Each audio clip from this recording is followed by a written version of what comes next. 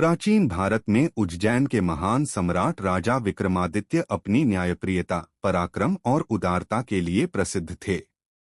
उनकी ख्याति दूर दूर तक फैली हुई थी।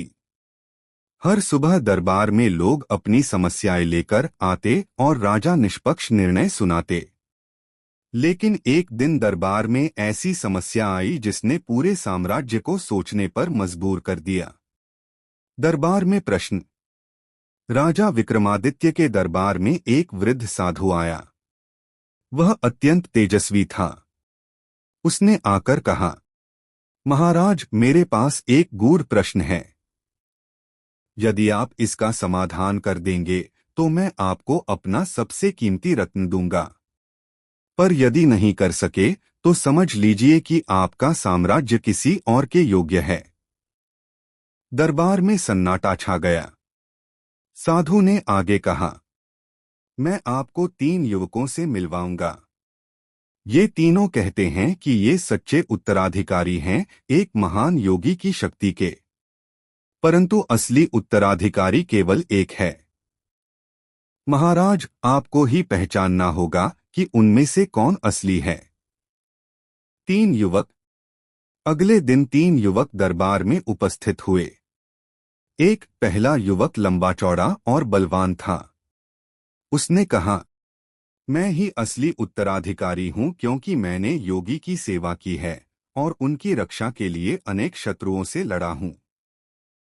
दूसरा युवक विद्वान और वाक्पटु था। उसने कहा, मैं असली उत्तराधिकारी हूं क्योंकि मैंने योगी की गूढ़ विद्या, शास्त्र और मंत्र सीखे हैं। तीसरा युवक साधारण वेशभूषा में शांत चेहरा लिए खड़ा था। उसने कहा, मैं असली उत्तराधिकारी हूं क्योंकि मैंने योगी की आज्ञा का पालन करते हुए दूसरों की सेवा की और कभी अपना नाम आगे नहीं रखा। मंत्रियों की राय। दरबारियों में बहस छिड़ गई। कुछ ने कहा कि बलवान युवक ही योग्य है क्योंकि राज्य की रक्षा बल से होती है। कुछ ने कहा कि विद्वान युवक ही योग्य है क्योंकि ज्ञान ही असली शक्ति है। तीसरे युवक को लोग अनदेखा कर रहे थे क्योंकि वह साधारण दिखता था। राजा विक्रमादित्य शांत बैठे सब सुनते रहे। राजा की परीक्षा। राजा ने तीनों युवकों को अपने साथ लिया और महल के बगीचे में पहुंचे। वहां एक पेड़ के नीचे घायल पक्षी पड़ा था। राजा ने तीनों से कहा, यदि तुम असली उत्तराधिकारी हो तो इस पक्षी की सहायता करो। बलवान युवक बोला, मैं इसे तुरंत मार दूंगा ताकि इसे कष्ट न हो। विद्वान युवक बोला, मैं इसके रोग का कारण शास्त्रों से बताता हूं, पर उपचार करने में समय लगेगा। तीसरा युवक चुपचाप पास गया, अपने वस्त्र फाड़कर पट्टी बनाई और पक्षी को पानी पिलाया।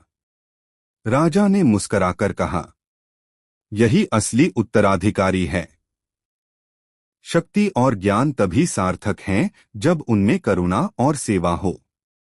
जिसने करुणा दिखाई वही योगी की असली शक्ति का अधिकारी है।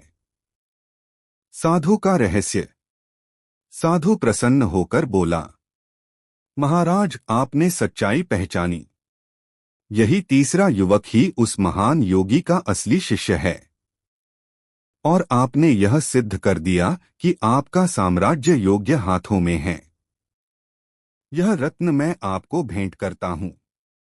राजा विक्रमादित्य ने वह रत्न स्वीकार किया और उस युवक को दरबार का विशेष स्थान दिया। शिक्षा।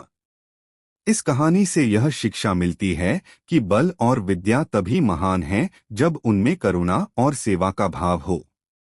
राजा विक्रमादित्य हमें सिखाते हैं कि असली नेतृत्व विनम्रता और दूसरों की भलाई से ही चमकता है। Please like, share and subscribe our YouTube channel.